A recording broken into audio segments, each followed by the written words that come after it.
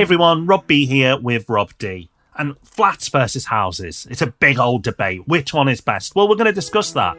And we're going to tell you what point of view is going to cost you money big time.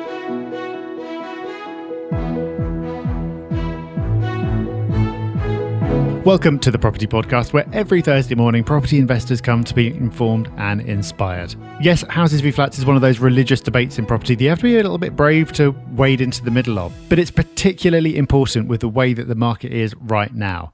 A lot of people are making a big mistake at the moment, and we're going to tell you what that is in this episode.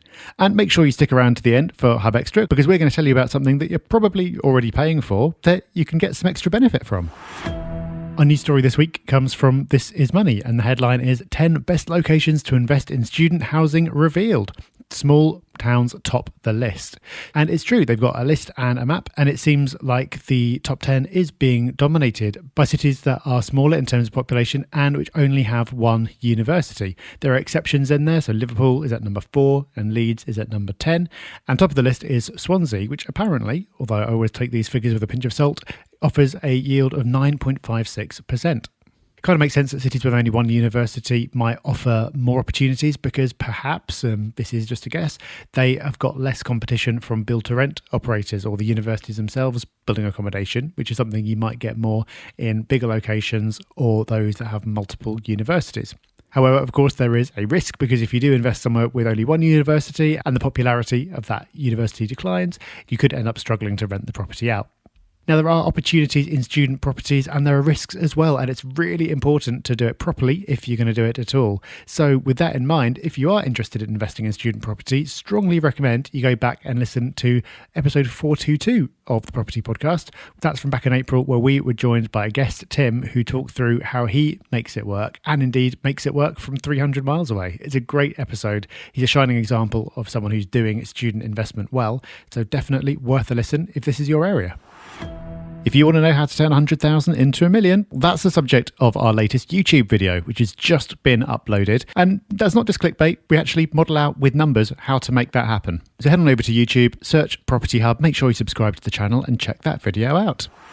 Should you invest in flats or houses? It's one of those debates in property that's never going to go away. A lot of people feel very strongly that one is better than the other. And you often see people on forums making very strong statements about why they would absolutely never invest in flats. And then in the next post, someone will come along and say why they would absolutely never invest in houses.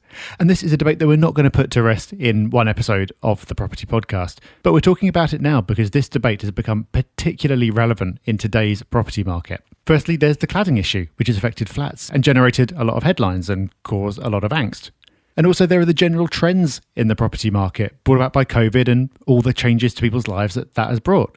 So where does that all leave us in terms of the houses versus flats debate? Well, listen on, because even if you've already chosen your position, or if you're perfectly happily open to both, we're going to be telling you what you need to know about houses versus flats as it applies in today's property market. But Rob, to start doing that, we need to run through the general kind of perceived pros and cons of houses versus flats. So let's get into that. Do you want to kick us off by making the case for houses? Yeah, let's do it. Okay. So first of all, houses, you own the land that the property sits on. So with apartments, many apartments anyway, you don't own the land. You have a share of it through a lease, and that lease is often dated at a point in future that will run out. So therefore, it may need renewing if it's not a long lease. So having that as a house is one less thing you need to think about, and it's definitely one that makes the pro list.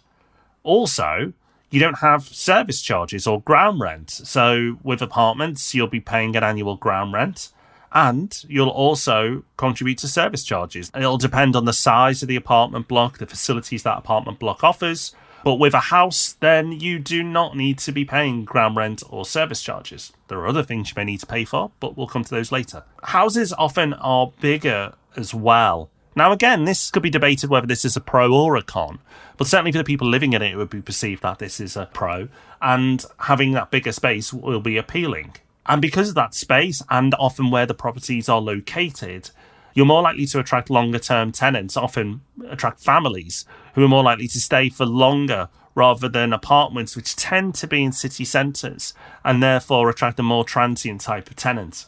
And finally, another obvious pro for houses is the likelihood that they'll have more outdoor space than an apartment. Where the world is right now, outdoor space is certainly attractive. And while there are some downsides to having more outdoor space, there's no doubt about it. It will help you attract tenants, especially if they're comparing it to a property in the similar area without outdoor space.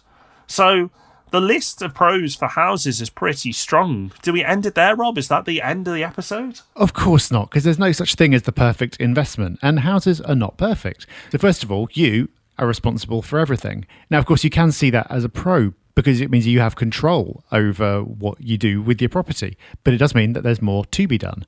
In other words, with flats, you're not paying that service charge for nothing. You could debate how much value you're getting from it, but it does mean that lots of things that you would otherwise need to take care of yourself get done for you. So Rob, you said that an advantage of houses is that you don't have to pay a service charge. And well, no, you don't. With flats, by paying a service charge, you get a load of things done for you. For example, just last week, there's a big leak in one of my flats that needed to be dealt with, an insurance claim needed to be made, and I didn't need to do any of it. I'm going to get a big bill for it at some point, but I didn't have to actually do anything. Another disadvantage of owning houses is that there's the potential for higher maintenance costs and certainly less predictable maintenance costs. So, for example, if you need a new roof, which you will do at some point, that is going to be a big, big cost. Whereas in a flat, the roof will still need replacing, but there are going to be more people contributing to that cost. And if the block is run well, then a fund will have been building up to cover that when the time comes, so you don't suddenly get stuck with a higher bill out of nowhere. And finally, another disadvantage of houses, which is nothing really to do with the house itself, but it's that they tend to be further out from the city centre. Now, there are, of course, some city centre houses, and they can actually make really good investments, but in general, houses are further out. Why is that a disadvantage? Well, it's not necessarily. It's just that when it comes to the property cycle, which is something we talk about a lot, you tend to get the growth first and fastest in the centre, and then it ripples out from there. So that's some pros and cons for houses. And of course, we couldn't avoid talking about flats as part of that because it's about comparing one with the other. But let's give flats a bit of attention in their own right. And Rob, you're getting to do all the positives today, so do you want to take the pros for flats as well? Alrighty, let's start with the potential for lower maintenance costs, because as we've discussed, they are covered by the service charges. So you kind of know where you stand with apartments. Sometimes there are big pieces of work that need to happen that will be outside the remit of your normal service charges. So the recent cladding issues have meant that some people have had to pay beyond their service charges for maintenance. But for the majority of the time, for the majority of your ownership, the service charges that you pay each and every month are normally more than enough to cover the maintenance costs. So you need to think about the internals of your apartment, any wear and tear that may take place, but the communal areas, the external block, normally that's something that you just don't need to worry about. That's taken care of for you. And for people who like to be a little bit more hands-off with their strategy, apartments will often appeal. A lot of blocks now are starting to incorporate outdoor space. For example, in city centres, you're seeing roof terraces. But again, that maintenance doesn't need to be taking place. So any outdoor spaces that are given as part of the block, again, is something that you don't have to worry about. You don't need to worry about cutting the grass. You don't need to worry about what flowers you need to be planting right now because of the time of year. None of that will be your responsibility. And therefore, the perceived benefit of houses of having more outdoor space, well, if you were in the camp for flats in this debate, you'd possibly be arguing that actually that's more work, that's more hassle, and that's more to do. And is your tenant going to be bothered to cut the grass? If not, then, well, you know who will be. You'll either be doing it or you'll be paying for someone to do it. So the convenience of flats is definitely its biggest strength. Location depends on your point of view, can be better as well. If you want exposure to city centres, then it's going to be a lot harder to do that as a house. There are less houses in city centres, and when there are houses in city centres, they understandably end up being more expensive as well. So if you wanted to invest in Manchester or London, well, the chances are you'll be doing that by investing in a flat. Doesn't mean you can only buy a flat or an apartment, but there are certainly more of them. So it gives you access to those markets as well. But of course, there are drawbacks to flats as well. One of them is the fact that you are just the leaseholder rather than the freeholder. And some people have like a philosophical problem with this because you're paying all this money and all you're effectively doing is renting your flat for 150 years or whatever it is. And you can, of course, extend that. There's no need for it to get to the end of that time and you have to hand the property back. But it just feels a bit strange. And there have historically been problems with the ground rents extracted by freeholders. But thankfully, as a result of pressure from the government, that is improving now. Another disadvantage of flats at the moment, or that's come to light in the last few years, is the cladding issue. And we will come to that later on. But all the other disadvantages of flats, I think, could all really be linked in under one, which is a loss of control. So we've already talked about how the existence of a service charge, having to pay that, could be seen as a con, but it could also be seen as a pro because it means that somebody else is doing all these things for you that you don't have to do. There's going to be maintenance that needs to be done with both houses and flats. The only difference is that with flats, you're paying a large portion of it monthly on a schedule, and with houses, the costs just crop up whenever they crop up. But are you happy that other people are in charge of doing all these things for you so you don't have to worry about it?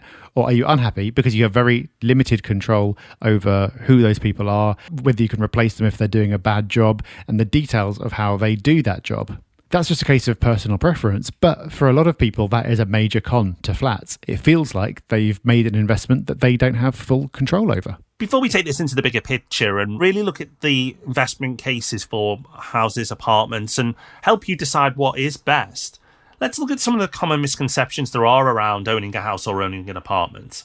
And we may have even aided some of these misconceptions because of some of the things we've said. For example, the first one, flats are not always cheaper to purchase. So I've talked about in city centres that flats are normally a way for you to get into the market and they can be cheaper. And that is absolutely the case. They can be cheaper, but they're not always cheaper. So you just need to bear that in mind. You sometimes can pay more for an apartment than you can for a house in certain locations. And that might be perfectly fine to do. But people will throw away these comments and these lines as if they're a truth. And it's not a truth. It's generally true, but it's not always true. And something else that's not always true is houses always get better capital growth than apartments. That's actually not true. Now, historically, it's actually the other way around. Yes, apartments have outperformed houses. Now, I'm going to be talking shortly about what's happened over the last 12 months. But over the long term, apartments have outperformed houses. That will probably surprise a lot of people listening to this. But that's true. That's what the data shows us. Another misconception that's bounded around is that flats are more desirable to rent. Flats will be more desirable to rent for certain markets. Houses will be more desirable to rent for certain markets. But people get fixated thinking one is better than the other. Well, yes, one can be better than the other, but it depends on the location that you're operating in. So there is no hard and fast rule of one being better than the other. It, again, comes down to knowing your area and doing your research. Another misconception is that if you want to invest off-plan, then you're restricted to flats. Not the case. There are always new houses under development. And from a developer's point of view, the dynamics of that market are the same. They still want to make sales in advance to de-risk themselves, to satisfy lenders, to allow them to get off site at the end. Everything that supports off-plan sales in flats is exactly the same in houses. So if you want to buy houses off-plan, you can. But the ultimate misconception, I think, is that one is better than the other.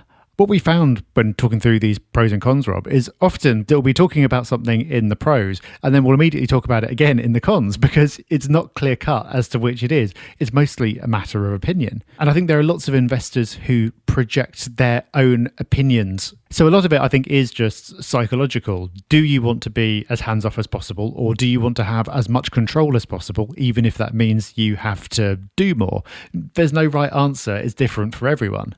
And then I think you also get investors projecting their own opinions onto this debate a lot of the time. So there's some people who go, oh, I'd never want to live in a flat because I lived in one once and the neighbours upstairs were really noisy and I'd never want that to happen again. Well, that's fine for you, but that doesn't mean that everyone feels that way, and it doesn't automatically then mean that you shouldn't be investing in flats.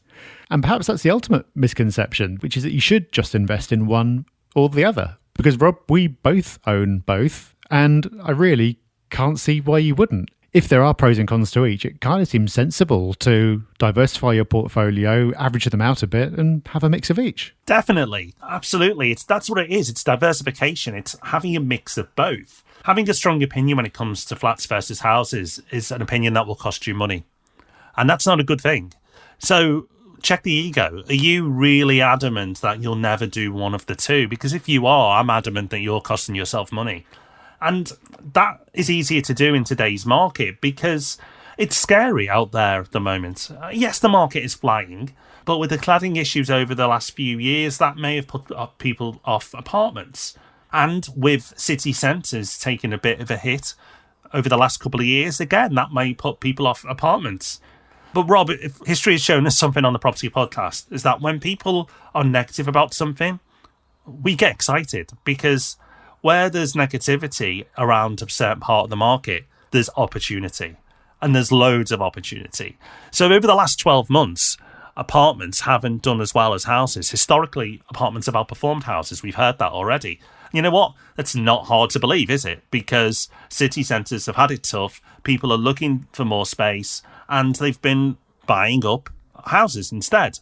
Pretty obvious. And then some people, and understandably so, would argue that trend is going to continue. So, Rob, is it houses versus apartments?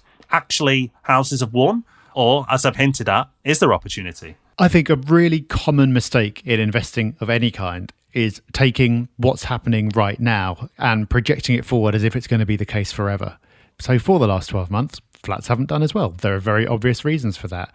Should you then go, oh, well, I'm just not looking at flats now, not interested, I'm only interested in houses? That just seems crazy to me. It doesn't make any sense because you're cutting yourself off from a huge part of the market, from making potentially great long-term investments because of short-term factors that are probably going to be completely different in a couple of years' time. It would have been just as crazy if you had known that flats had historically outperformed houses in terms of capital growth, which they have. If you go, oh, well, I'm not looking at houses then, it's only flats for me.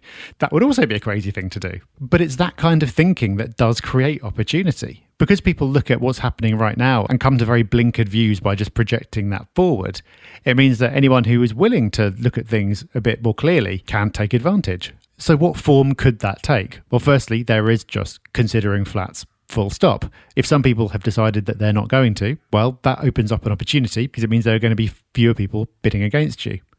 There are also specific opportunities you could take advantage of around the cladding issue. I know some investors who are specifically targeting properties that have cladding issues, and they're doing that because at the moment it's impossible to get a mortgage on them. So they're able to get them at really good prices because there aren't that many other bidders. But they know that when the cladding issue gets resolved and they factor in how much they expect that to cost, you then will be able to get a mortgage again, which will then open up the market, which will then take the prices back up and they'll benefit from that. Now, that's a brave move. That's not going to be for everyone, but it illustrates the point really nicely that there is opportunity in every situation, especially if you're willing to go against the grain. And also, Rob, if you take this attitude and apply it to different areas of the country, it could open up opportunity there as well. We've talked about London a bit in the past. I don't know if I'd make the call that now is the time to go and buy flats in London, but it's certainly something that I'd look at more today than I would have done in the last few years. Definitely. It's something that we've had our eye on. We've hinted at this on the podcast before. We're not ready to go in yet, and we're not ready to strongly endorse London as the place to invest right now. But it's probably the warmest we've been in years. Yet everybody is cold on London right now. And that's the whole point of this episode, is to wake people up. You know, there's going to be a lot of you listening, you might be one of them, who is really open-minded, and great, well done to you, because you'll do better as an investor. But there are lots of people who are closed-minded to certain situations, and they're just a sheep. They're just following the crowd and just doing what everyone else does. Oh, right, everyone wants houses now. I'll do that. Oh, nobody wants city centres anymore. I'll not do that. Oh, London's finished. I'll forget about London. The sheep herd mentality is a mentality that has always ended up costing investors money. May not have lost them money, but certainly has resulted in them not making anywhere near as much as other investors who are more open-minded. You don't have to be brave. You don't have to be Machiavellian in terms of your approach to property investment and go, right, that's it. I've found this new hamlet in the middle of nowhere and nobody wants to invest here, so I'm all in. I'm really going against the crowd. It's just about being smart and just looking at the obvious. There's so many obvious investments right now that can be made that will benefit you. And the obvious things are looking at places that are clearly going to do well over the long term that people have switched off to. And you know what? In this market, there's loads of those places right now. So switch on. If you are open-minded, then you will do better as an investor. And flats versus houses, that doesn't matter. It could be this city versus that city. It could be 1 beds versus 2 beds. People get fixated. Don't be one of those investors, because the open-minded investors, the ones who use their brain and look what the crowd are not doing, are the ones that make the most money. Before we leave you to the rest of your day, there's just time for Hub Extra, where we squeeze in that little bit more for you, whether it's a book, a quote, something to help you think, something to make your life a bit better. And we back it all up with a Hub Extra newsletter, which will hit your inbox every Friday morning if you're a Property Hub member, which you should be. Go to propertyhub.net and sign up. It's free. And today, Rob, I believe that you've got a little recommendation for us, which is related to something that we've recommended plenty of times in the past. Yes, so you may be thinking, when I say the name of this recommendation, wait a minute, bit late to the party, aren't you? And yes, if I just stay at the recommendation, and I am a bit late to the party, but there's updated features. What am I going on about? Audible. So Audible, you'll well be aware of right now. If you listen to podcasts, chances are you've at the very least tried Audible at some point, or you are a member right now. What many people don't realise, though, is Audible now has podcasts, which is great, and you can take advantage of the podcasts on Audible. But they've got this relatively new service called Audible Plus, which within your monthly membership, you get your standard monthly token that you can go and download a book every month, and that's great. But in addition now, they've got this catalogue, this Plus catalogue, that allows you to download multiple books from that catalogue as part of your membership. Now, not every book you can think of is there. In fact, there's loads of books that aren't included. But there's enough there to keep you busy. And there's some really interesting titles. And I've downloaded a few off the back of it as well. And my children really have got into Audible. So they've been eating up my tokens recently. So it's great that this Plus catalogue's come about, because hopefully I can get them onto a few of the free ones rather than them nicking up my tokens. So it's come at a great time for me, this new additional service. So no affiliate codes. It's just a genuine recommendation that if you're not a member already, well, now has never been a better time, because it's such a great service and we love Audible. Yep, no advertising on this podcast, but happy to share things that we enjoy. And actually, that's really useful, because even though I listen to audiobooks all the time, I had no idea that was there. So I'll be going to check it out. Well, that is us done for this week. Hope you enjoyed it. We'll be back on Tuesday with Ask Rob and Rob. And remember, in the meantime, to go check out that YouTube video we mentioned earlier. If you want to know how to turn 100,000 into $1 million, then go search Property Hub on YouTube. But until we see you next, have a great week. Bye-bye. Bye-bye.